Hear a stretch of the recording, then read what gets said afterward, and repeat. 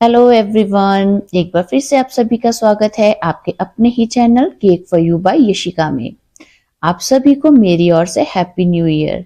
नया साल आप सभी के लिए ढेर सारी तरक्की लेकर आए। आप सभी को अपनों का साथ और ढेर सारा प्यार मिले। तो आगे बढ़ते हैं वीडियो की ओर। यहाँ पर आप देख रहे हैं कि मैंने काम शुरू कर दिया है फॉन्डेंट के साथ में, क्योंकि आज जो मेरा केक बनने वाला है वो बहुत ही स्पेशल केक है। बहुत ही कम बार ना हमें ऐसे ऑर्डर्स मिलते हैं। तो ये जो केक है ये बनने वाला है ब्राइड टू बी थीम को लेकर। उसके रिगार्डिंग ना मैंने एक दिन पहले ही ये सारी फॉन्डेंट की प्रेपरेशन स्टार्ट कर दी थी। यहाँ पर ना मुझे कुछ ये टॉपर्स बनाने थे। लकीली मेरे पास ये टॉपर्स बनाने के लिए ना ये सिलिकॉन मोल्ड अवेलेबल था। ये मैंने ऑनलाइन ही परचेज किया था। तो एक दिन पहले ये सारी तैयारी हो गई थी शुरू। एक्चुअली में ये जो ऑर्डर है ये मेरी फ्रेंड ने ही मुझे दिया था। मैंने एक पहले भी उनके लिए रोका सेरेमनी का केक बनाया था, वो भी वीडियो मेरे चैनल पर अवेलेबल है। अब उनकी बेटी की ही शादी थी, सो उसके लिए मुझे ये वाले थीम का केक बनाना था। जब मेरे पास ये ऑर्डर आया, मेरी फ्रेंड ने मेरे साथ में फोटो शेयर की। उसमें सबसे पहले ना ये फॉन्डेंट का काम था मुझे करने के लिए। शुरू में तो ना इस मोल्ड में मैंने जब फॉन्डेंट फिल करके ये बनाने की कोशिश की तो मेरे बहुत सारे जो है ना ट्राइज जो है वो वेस्ट गए। बहुत बार, कम से कम 10 से 15 बार तो मैं ये इसमें फिल करके फॉन्डेंट जब उसको डीमोल्ड कर रही थी, तब ये शेप जो है ना वो सारी ही खराब होती जा रही थी। मैं परेशान हो गई थी कि इसको मैं कैसे मैनेज करूं। बहुत बार मैंने इसको ट्राई किया, तब कहीं जाकर मुझे समझ आनी शुरू हुई कि इसमें कैसे फॉन्डेंट फिल करने के बाद में उसको कैसे एक्स्ट्रा फॉन्डेंट बाहर निकालना है। बेसिकली आपके लिए एक टिप है, जब ऐसे आप बारीक शेप वाले किसी सिलिकॉन मोल्ड में फॉन्डेंट भरते हैं ना, तो जब हम उसको बाहर से अंदर की तरफ एक्स्ट्रा फॉन्डेंट रिमूव करते हैं तब वो सारा ही फॉन्डेंट बीच में से निकल जाता है।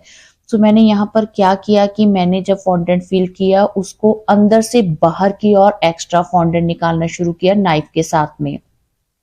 तब कहीं जाकर ये डिजाइन जो है मेरे हाथ लगा और मुझसे ये बनना शुरू हुआ। इसके रिगार्डिंग इसी मोल्ड से ना मैंने लगभग 3 तरह के अलग अलग शेप्स के जो है ना वो टॉपर बना लिए थे। और यहाँ पर सबसे पहले आपने बीच में फॉन्डेंट भरने से पहले कॉर्नफ्लोर डस्ट करना है। उसके बाद में बीच में आपने फॉन्डेंट फिल करना है। फिर एक्स्ट्रा फॉन्डेंट को आपने अंदर से बाहर की ओर नाइफ के साथ में निकालना है, जैसा कि मैं कर रही हूँ। और उसके बाद में आपने साथ के साथ ही इसको डीमोल्ड कर लेना है। और इस तरीके से मैं जितने मुझे कुछ आइडिया से चाहिए थे मैंने ये वाले टॉपर्स बना लिए। इनको साथ के साथ आप देख रहे हैं कि मैं बनाकर रखती जा रही हूँ। और इसके बाद में ना कुछ मुझे रोज शेप में भी चाहिए थे, वो भी मैंने अलग से एक सिलिकॉन मोल्ड था मेरे पास रोज वाला, उसमें मैंने भरी फॉन्डेंट उसके साथ में, तो इजीली ये छोटे छोटे से ना रोज शेप के ये बन गए थे टॉपर्स। अब इनके बाद में नेक्स्ट काम था इनको गोल्डन कलर करना। मेरे पास ना गोल्डन फॉन्डेंट नहीं थी, अगर होती तो मैं डायरेक्ट उसी से ही बना लेती। और मैंने ये काम ना व्हाइट फॉन्डेंट के साथ में शुरू कर दिया था। बाद में मेरे माइंड में ये थॉट आया कि मैं अच्छा रहता कि इनको येलो कलर के फॉन्डेंट के साथ में बनाती, और फिर बाद में उस पर जैसे कि मैं अभी कर रही हूँ गोल्डन लस्टर डस्ट में वेपोरेक्स मिक्स करके उसके साथ में कलर कर देती, तब भी ज्यादा अच्छा रहता है, क्योंकि येलो के ऊपर ना गोल्डन कलर बड़ी जल्दी आ जाता है। अब उसके बाद में ना एक और मुझे बनाना था यहाँ पर बहुत ही अच्छा इंटरेस्टिंग सा टॉपर, वो था शादी वाली लड़की के लिए पहनने वाला चूड़ा। जैसा कि आप देखते हैं कि शादी में लड़की हाथों में चूड़ा पहनती है, वो वाली चीज मुझे क्रिएट करनी थी फॉन्डेंट में। उसके लिए पहले मैंने रेड फॉन्टेंट लिया और उसको रोल किया थोड़ा सा लंबे शेप में। फिर ये मैंने ना एक कार्डबोर्ड लिया है, ये कार्डबोर्ड जो है इसको मैंने रोल करके ना स्टेपलर से पिनअप कर दिया था। अब ये जो कार्डबोर्ड है ये ना तो बहुत हार्ड है, हार्ड होगा तो ऑब्वियस सी बात है ये फोल्ड नहीं होगा, और ना ही ये बहुत पतला है। पतला होगा तो जब आप इसके ऊपर फॉन्डेंट को रैप करेंगे तो ये डी शेप हो जाएगा। आपने फॉन्डेंट को भी उतना ही रोल करना है पतला, जिससे कि ना उसमें क्रैक्स भी ना आए और ओवरवेट होने के कारण वो आपके पेपर की शेप को भी ना डी शेप ना कर दे। यहाँ पर लगभग जितनी लेंथ चाहिए थी उतना मैंने रोल कर लिया था।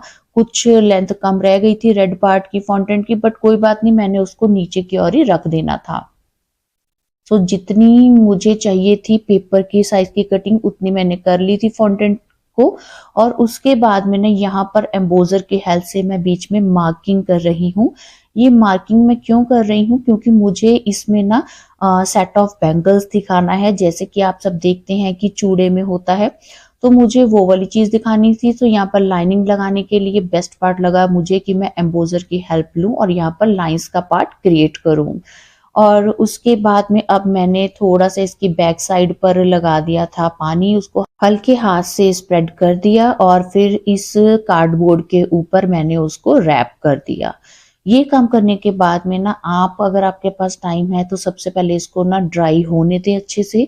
मेरे पास टाइम कम था क्योंकि मुझे ये दोपहर को ऑर्डर मिला था और नेक्स्ट डे मुझे ये बनाना था, सो मैंने साथ में ही ना फॉन्डेंट की तैयारियां शुरू कर दी थी फॉन्डेंट टॉपर्स बनाने की। अगर आपके पास ज्यादा टाइम हो तो साथ के साथ ना आप इसको थोड़ा सा ड्राई होने का मौका दें।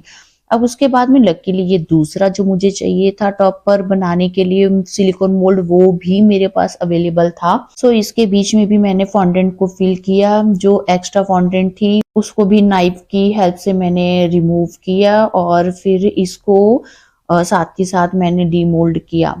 तो इसको जब डीमोल्ड कर रही थी ना, ये सारी जो पर्ल्स की लाइन है ये एज इट तो नहीं आई थी, ये बीच में से ना काफी टूट टूट के निकल रहे थे। तो जब मैंने इसको डीमोल्ड किया ये बीड्स वाले टॉपर को, तो क्या हुआ कि ये ना साइज में बहुत बड़े लग रहे थे और मुझे इनको एज अ मोती लगाना था हमारे बैंगल सेट के ऊपर। तो मुझे लगा कि ये साइज बहुत बड़ा है इन पर्ल्स का, ये बहुत जगह घेरेंगे बैंगल सेट के ऊपर। सो मैंने ना दोबारा से इस सिलिकॉन मोल्ड में जो थोड़ा सा छोटे साइज में था पर्ल वाला होल, उसमें फिल किया मैंने फॉन्डेंट को। और सबसे पहले आप देख रहे हैं कि मैंने थोड़ा सा इसमें डस्ट किया है कॉर्नफ्लोर, उसके बाद में मैंने इसमें बीच में फिल करना शुरू किया। इसमें ना क्या प्रॉब्लम आती है कि जैसे जैसे ये होल्स छोटे होते जाएंगे बीच में आपको फॉन्डेंट फिल करने में थोड़ी सी परेशानी भी आ सकती है। सो थोड़ा थोड़ा आप फिंगर्स की हेल्प से खोलिए, स्ट्रेच कीजिए अपने इस मोल्ड को और फिर बीच में फिल करते जाइए फॉन्डेंट को। तो इस तरीके से मैंने फिल किया, फिर से वही किया, एक्स्ट्रा रिमूव कर दी फॉन्डेंट। और फिर जब इसको डीमोल्ड करके मैंने देखा तो मुझे लगा कि इतना साइज परफेक्ट है बीड्स का जो कि मुझे उसके ऊपर लगाने हैं। बट इस बार भी वही था कि सारी की सारी लाइन ना मेरी एकदम परफेक्ट तो नहीं निकली थी, काफी जो ये पर्ल्स हैं ये टूट टूट कर निकले थे, बट फिर भी मेरा उनसे काम चल जाएगा, मुझे यही लगा। सो मैंने इसी तरीके से ना ये दो लाइंस जो हैं ये पर्ल वाले शेप में बना ली थी बीड्स के साथ में। तो अब यहाँ पर आप देखिए कि मैंने इसको साथ के साथ ही डीमोल्ड कर दिया है। आप चाहें तो इसको ना थोड़ी देर के लिए बीच में फॉन्डेंट फिल करने के बाद में इसको फ्रीजर में रख दें 5 मिनट के लिए। और 5 मिनट के बाद जब आप इसको डीमोल्ड करेंगे ना तो ये काफी अच्छी शेप में आपको मिलेंगे बीड्स। बीड्स का या जो पहले मैंने टॉपर बनाए थे वो वाला पार्ट भी जहाँ पे बहुत ब्रीकी के साथ में काम करना होता है ना, मैं आपको यही एडवाइस करूंगी कि आप फॉन्डेंट फिल करके बीच में उसको फ्रीजर में 5 मिनट के लिए छोड़ दें। और आप यकीन माने बहुत अच्छा रिजल्ट मिलता है जब आप फॉन्डेंट को डीमोल्ड करते हैं। तो ये जो इतने पर्ल्स थे मेरे लिए काफी थे। अब उसमें से ना मुझे और वाइट फॉन्डेंट में से बारीक बारीक सी ना 2 स्ट्राइप्स चाहिए थी, पतली पतली सी। सो उसके लिए भी यहाँ पर मैंने उसको पतली पतली सी शेप में ना वाइट कलर कट कर लिया था। ये भी मुझे बैंगल के बीच में ही प्लेस करनी थी, सो इसके लिए मैंने ये 2 पार्ट कट किए। अब उसके बाद में ना इसको भी मैंने साथ के साथ ही गोल्डन डस्टर डस्ट में मिक्स किया वेपोरेक्स और उसके साथ में कलर कर दिया था। बट एक जो है ना गलती मुझे लगी कि मेरे से ये हो गई कि जब मैंने इनको गोल्डन कलर के साथ में कवर किया तो मैंने ना इनको टाइम नहीं दिया ड्राई होने के लिए, मैंने इनको साथ ही ना अपने जो बैंगल के ऊपर पेस्ट करना शुरू कर दिया। तो पहले मैंने नीचे पानी लगाया, जब मैंने ये जो गोल्डन कलर को उठाकर ऊपर रखा ना तब मुझे लगा कि ये जो गोल्डन कलर ऊपर मैंने किया था ना ये अभी गीला था, अच्छे से ड्राई नहीं हुआ था और बहुत स्टिकी हो रहा था, मेरे हाथों को ही चिपकता जा रहा था, जिसके कारण काफी ये जो मोती है ना ये टूटते जा रहे थे लड़ी में से। बट अब मैं क्या करती, मुझे था कि अब इसको जैसे तैसे पेस्ट करना है, क्योंकि अगर मैं पहले व्हाइट बीड्स लगाती उसके बाद में इनको गोल्डन कलर करने की कोशिश करती तो क्या होता कि ये जो गोल्डन कलर है ना मेरे रेड फॉन्डेंट के ऊपर लग जाता। और फिर आपको पता है अगर गोल्डन कलर वहां पर लग जाता तो उसको वहां से हटाना बहुत मुश्किल है। हालांकि ये मेरे साथ हुआ भी, जब मैंने ये ऊपर पेस्ट कर दिया गोल्डन पार्ट, उसके बाद में ना कहीं कहीं से वो गोल्डन कलर छूट गया था, क्योंकि वो गीला था, मैं उसको साथ के साथ ही उठाकर ऊपर रख रही थी। सो इस कारण से काफी कलर ना मेरे हाथों से ही चिपक कर बीच से छूट गया था। तब इनको जब मैंने दोबारा से कलर करने की कोशिश की, तब ये काफी कलर ना बीच बीच में कहीं कहीं जो है ना मेरे रेड कलर के फॉन्टेंट के ऊपर आ गया था गोल्डन कलर। सो उसको तो छुपाने के लिए दोबारा से मैंने थोड़ा सा ना रेड जेल कलर लिया और उसको वाटर में हल्का सा डाइल्यूट करके, और फिर जहां पर गोल्डन कलर मेरे हाथों से लग गया था रेड फॉन्टेंट पर, उसके ऊपर दोबारा कलर करके मैंने छुपाने की कोशिश की। तो यहाँ पर देखिए जो गोल्डन पार्ट पेस्ट करना था ये मेरा हो गया। इसके ऊपर दोबारा से आप देख रहे हैं कि मैं गोल्डन ब्रश के साथ में इसको ना दोबारा से गोल्डन कलर ब्रश पर लगाकर दोबारा से इसको कलर कर रही हूँ। अब इसको थोड़ी सी ना और रियल लुक देने के लिए मैंने बीच में वाइट पर्ल्स भी लगा दिए थे। सो उसके साथ में ये जो इसकी लुक है बहुत अच्छी लगनी शुरू हो गई थी। सो ये सबसे अच्छा टॉपर था जो मैंने बनाया केक के ऊपर रखने के लिए, और बनाकर मुझे बेहद खुशी महसूस हो रही थी, क्योंकि ऐसा केक मैं बहुत टाइम से चाह रही थी, कुछ ऐसे थीम का भी केक मुझे बनाने का मौका मिले। अब यहाँ पर ना अब कुछ मुझे ना एक फुटप्रिंट दिखाने थे, जैसे शादी वाली लड़की के फुटप्रिंट होते हैं जो बहुत शुभ माने जाते हैं, जिनकी छाप हम कई बार लेते हैं, उसको फ्रेम करवा के भी रखा जाता है कई घरों में, बेटी की या बहू के पद चिन्हों की छाप को। तो ये उसी तरह का कुछ मुझे ये टॉपर बनाना था। तो इसके लिए थोड़ा सा मोटा रोल किया मैंने फॉन्टेंट को, फिर ये पेपर के ऊपर पैरों की शेप बनाकर उसकी हेल्प से मैंने कट कर लिया, और छोटे छोटे बॉल्स को रोल करके फिर हाथ से फ्लैट करके मैंने साथ ही में यहाँ पर पेस्ट कर दिया था, जिससे कि ये प्रॉपर जो है ना फुटप्रिंट जैसे लगने शुरू हो गए थे। और लास्ट में इनको भी मैंने गोल्डन कलर के साथ में कलर कर दिया था। तो ये कुछ थे मेन बनाने वाले टॉपर जो कि मैंने बनाए, और साथ ही साथ इनको गोल्डन कलर किया और फिर ड्राई होने के लिए रख दिया था। सो ये तैयारी जो है ना मैंने सारी एक दिन पहले ही कर ली थी। अब केक के साइड पर लगाने वाले कुछ टॉपर्स को ना मैंने केक टिन्स के ऊपर ही सारी रात रखकर ड्राई किया था। अगर मैं इनको सीधा ही रखकर सुखाती तो जब मैं नेक्स्ट इनको केक पर लगाऊंगी ना तो क्या होगा कि ये एकदम सीधे ड्राई हो जाएंगे, तो ये केक की शेप नहीं ले पाएंगे। अब नेक्स्ट डे था मुझे केक पर करना काम, और ये जो ऑर्डर है ये 1 kg केक का ऑर्डर था। जो मुझे मेरी फ्रेंड ने फोटो शेयर की थी ना, उसमें ये हाइटेड केक था, 6 इंच के टिन में बना हुआ स्पॉन्ज था। बट मैंने अपनी फ्रेंड को सुजेस्ट किया कि मैं इसको 7 इंच में बनाऊंगी केक को, उसके लिए स्पॉन्ज को, क्योंकि जो टॉपर्स हैं उनको टॉप पर रखने के लिए मुझे स्पेस भी चाहिए 6 इंच का। अगर मैं स्पॉन्ज बनाकर यूज कर रही हूँ तो ऊपर ना जगह थोड़ी हो जाएगी। सो मेरी फ्रेंड ने काफी कुछ ना मुझ पर छोड़ दिया था, उसको मेरे काम पर अच्छे से विश्वास था। उसने कहा कि तुम जो भी करके दोगी तुम बेस्ट ही करोगी। सो जो उसने फोटो शेयर की थी वो भी मैं आपके साथ में आगे शेयर करूंगी। हालांकि उस फोटो से जो मैंने केक बनाया उसमें मैंने काफी कुछ ना मॉडिफाई किया था अपनी तरफ से डिजाइन को, और यहाँ पर मुझे बीच में फिलिंग करनी थी फ्रेश फ्रूट्स की। तो उसके रिगार्डिंग तो आपने मेरी काफी वीडियोस देखी होंगी। अगर आप रेगुलर मेरे चैनल पर मेरी वीडियोस देखते हैं तो आपको पता होगा कि मैं किस तरीके से फ्रूट्स की फिलिंग करती हूँ बीच में।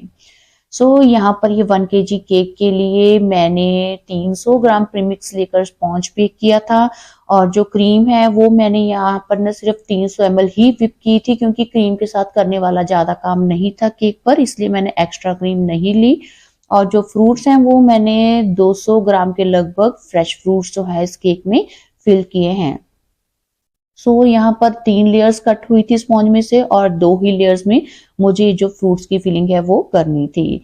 सो आप आइडिया लीजिए कि हर लेयर में 100-100 ग्राम के लगभग जो है ना फ्रूट वो फिल हो गया था।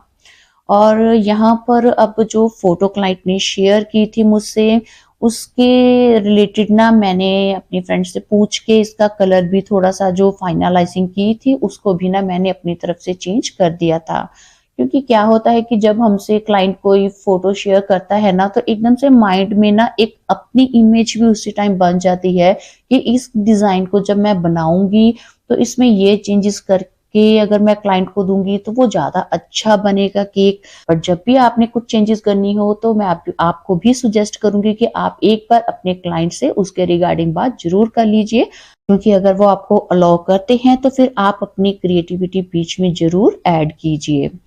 तो ये जो है देखिए, मैंने केक को क्रम कोट कर दिया है और फिर मैंने इसको फ्रिज में रखा था। लगभग 1 घंटा तो मैंने इसको फ्रिज में छोड़ ही दिया था ताकि अच्छे से वो क्रम कोट की लेयर्स है वो अच्छे से सेट हो जाएं, क्योंकि ये केक ना काफी दूर जाना था और मैं नहीं चाहती थी कि टॉपर्स लगाने के बाद में रेडी करके केक भेजने तक इसमें कोई प्रॉब्लम आए। सो यहाँ पर फाइनलाइजिंग के लिए जो फोटो आई थी मुझे उसमें व्हाइट कलर था, बट मैंने ये कलर चेंज कर दिया था। इसको मैंने ना बीच में ऐड किया था स्किन टोन कलर, जिससे कि ना ये लाइट सा ऑफ वाइट शेड का कुछ कलर बन गया था। लगता है कि जब मैं व्हाइट क्रीम के ऊपर काम करती हूँ ना, तो वो कलर्स ना उतने खिल के नहीं आते जितना कि व्हाइट की बजाय आप कोई और कलर लेके काम करें। सो मैं ज्यादातर जब भी कुछ व्हाइट कलर होता है ना काम करने के लिए, व्हाइट को मैं रिप्लेस कर ही देती हूँ। सो इस केक को फाइनलाइजिंग करने के बाद में ना क्रीम के साथ में कुछ मुझे ज्यादा डिजाइनिंग ऊपर नहीं करनी थी। तो यहाँ पर फाइनलाइजिंग को आप देख रहे हैं कि मैं किस तरीके से कंप्लीट कर रही हूँ। और यहाँ पर ना केक के मुझे एकदम neat and clean sharp edges चाहिए थे।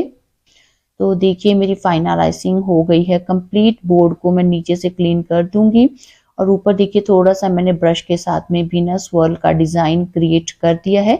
इससे जो केक का टॉप पार्ट है ना वो और ज्यादा देखने में अच्छा लगता है।